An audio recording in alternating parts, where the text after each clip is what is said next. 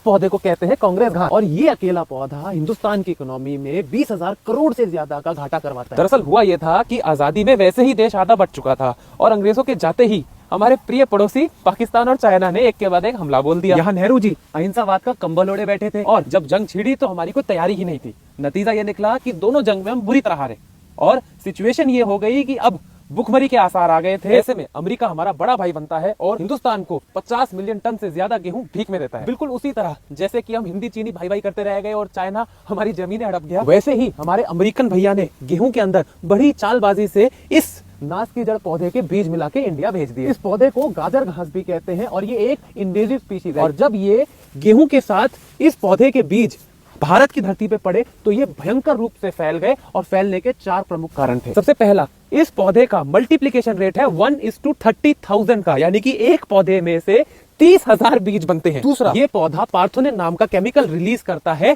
और ये केमिकल आसपास की वनस्पतियों को उगने नहीं देता, उनकी ग्रोथ को रेगुलेट करता है। इससे होता यह है कि जितने भी न्यूट्रिएंट हैं वो इस पौधे के लिए बचे रहते हैं और बाकी कोई चीज उग नहीं पाती। तीसरा, इस पौधे को कोई भी यहाँ पे कीड़ा खाता नहीं है और ना ही कोई पशु जैसे कि गाय बकरी इस पौधे को खाती है, क्योंकि इसमें टॉक्सिन्स होते हैं और वो टॉक्सिन्स इंजेस्ट करने के बाद यानी खाने के बाद पशु बीमार पड़ जाता है। इस पौधे के जो पॉलन है उससे रेस्पिरेटरी कि बहुत सारी दिक्कतें इंसानों को आती हैं। ये गलती किसकी है ये हम ना भूलें, इसीलिए 1970 से